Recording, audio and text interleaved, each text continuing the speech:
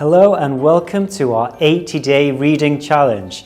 Today it begins, and for the next 80 days we want all of our families to join in and strengthen their love of reading in both English and Arabic.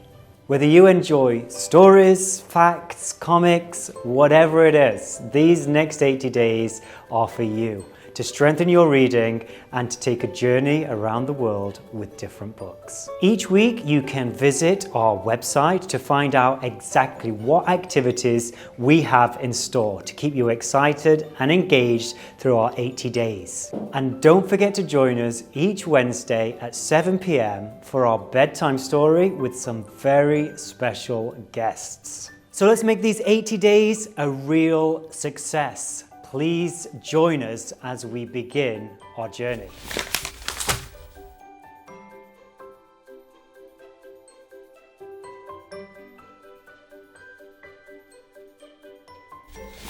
So, welcome boys and girls. I'm Dr. Duckett and I'm here to read you a bedtime story. My understanding is that this is bedtime story time. So I thought the best thing to be reading to you was a bedtime story of someone going to bed. He's not exactly very successful, and you'll see what I mean. So I'm here to read a story called Mortimer, and it is written by a person named Robert Munch, and it's illustrated by a person named Michael Marchenko. And so I need to put on my reading glasses in order to read you this bedtime story. So, this story is devoted to Billy, Sheila, and Kathleen Cronin. And it goes like this. One night, Mortimer's mother took him upstairs to go to bed. Thump, thump, thump, thump, thump, thump, thump. When they got upstairs, Mortimer's mother opened the door to his room. She threw him into the bed and said, "Mortimer, be quiet." Mortimer shook his head. Yes. The mother then shut the door and she went back down the stairs. Thump, thump, thump, thump, thump, thump, thump. As soon as she got back downstairs, Mortimer sang, "Clang, clang, rattle, bing, bang, gonna make my noise all day. Clang, clang, rattle, bing, bang, gonna make my noise all day." Well, Mortimer's father heard all that noise and he came up the stairs. Thump, thump, thump, thump, thump, thump, thump. He opened the door and yelled, "Mortimer, be quiet." Mortimer shook his head. Yes. The father went back down the stairs. Thump, thump, thump, thump, thump, thump, thump. As soon as he got to the bottom of the stairs, Mortimer sang, "Clang, clang, rattle, bing, bang, gonna make my noise all day. Clang, clang, rattle, bing, bang, gonna make my noise all day." Well, all of Mortimer's 17 brothers and sisters heard that noise and they all came up the stairs. Thump, thump, thump, thump, thump, thump, thump. They opened the door and yelled in a tremendous loud voice, "Mortimer, be quiet." Mortimer shook his head. Yes. But the brothers and sisters shut the door and went back downstairs. Thump, thump, thump, thump, thump, thump, thump. As soon as they got to the bottom of the stairs, Mortimer sang, "Clang, clang, rattle, bing, bang, gonna make my noise all day. Clang, clang, rattle, bing, bang, gonna make my noise all day." They got so upset that they called the police. 2 policemen came and they walked very slowly up the stairs. Thump, thump, thump, thump, thump, thump, thump. They opened the door and said in very deep policeman-type voices, "Mortimer, be quiet." The policeman shut the door and went back down the stairs. Thump, thump, thump, thump, thump, thump, thump. As soon as they got to the bottom of the stairs, Mortimer sang, clang, clang, rattle, bing, bang, gonna make my noise all day. Clang, clang, rattle, bing, bang, gonna make my noise all day. Well, downstairs, no one knew what to do. The mother got into a big fight with the policeman, and the father got into a big fight with the brothers and sisters.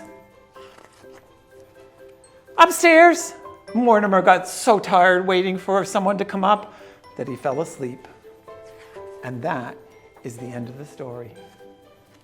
Thank you for listening. Good night.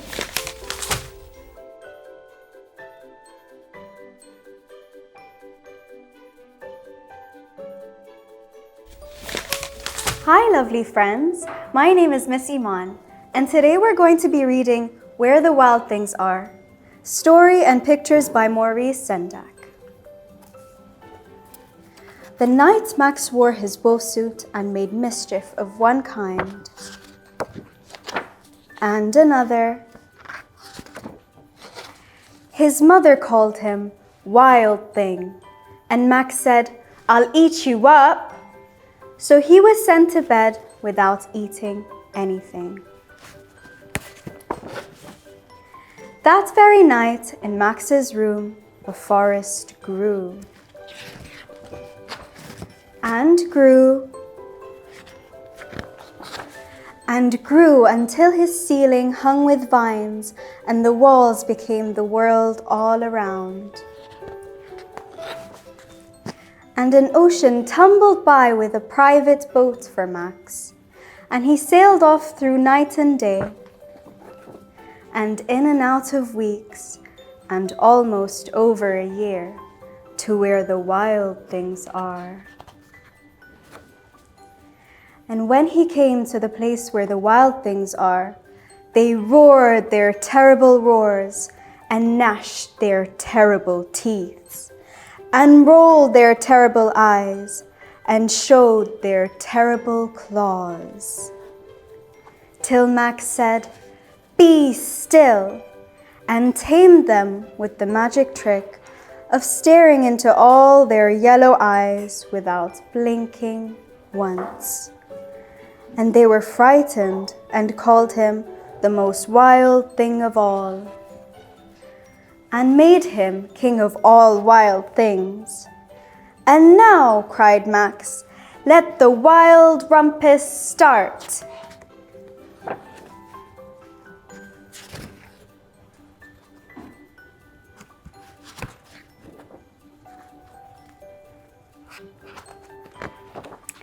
"Now stop," Max said, and sent the wild things off to bed without their supper.